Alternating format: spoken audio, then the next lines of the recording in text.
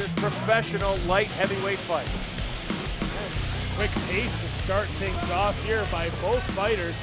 A bit of a surprise at 205. You'd think it'd be a little more methodical, but credit to them for coming out with such a fast pace. Kristufek trying to throw knees. Duff gets out of the way of those.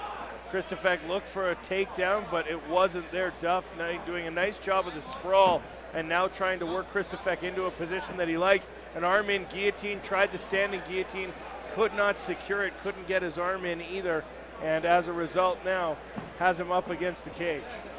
And again, using that cage to stop the takedown is Elliot Duff at Tilt MMA. Eats a knee for his credit from Matt Kristufek. And that one we could hear right here in front of us as these two guys are fighting right in front of us here. Punch there, and now trying to take him down, and does. Kristufek has Duff down. We'll see what he can do from here in a side mount position. When he is holding on to the guillotine, and but from this position it'd be very difficult to finish. There's just not enough pressure there. He'd have to swing over to guard to get that finish, so he may abandon this in order to defend a little bit better. Trying to find his way to guard, looking for the mount, but caught by Duff, and Duff flips him over and has Kristufek down. Excellent strength shown by Elliot Duff, and let's see how he starts to work here from the top position.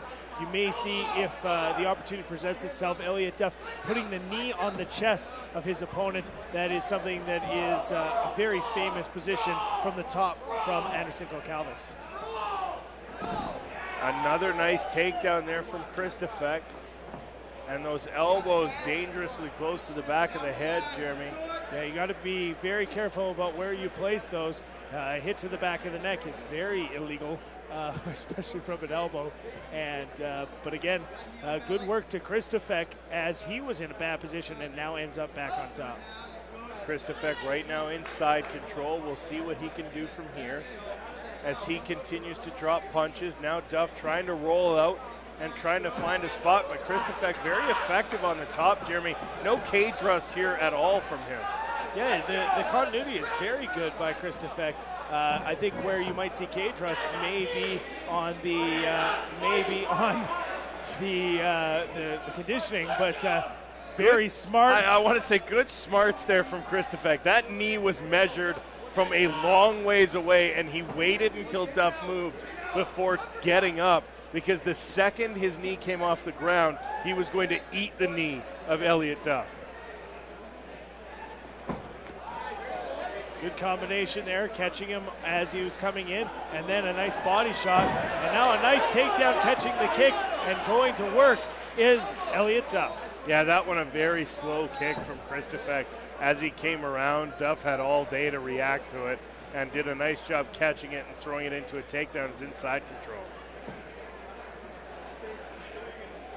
We'll see whether or not we see elbows and knees coming here. 1 minute 30 seconds remains here in round one. And again, Elliot Duff and Matt Kristufek back and forth. Both have had top position, both have had takedowns, both have had strikes, so a very tough round to call for our judges. Yeah, I was just about to say, Jeremy, both fighters seem to have had an even amount of offense at this point. Nice up kick there from Kristufek as he continues to defend with just over a minute left in round number one. And looking for a heel hook here. And I think he thought Duff tapped. The referee did not get in and finish it and just re-secures it here and is trying to twist that foot right off Elliot Duff. Has to give it up, but I'm pretty sure Kristufek thought this fight was over. Now, to give you an idea of what that heel hook feels like, it's not an instant pain.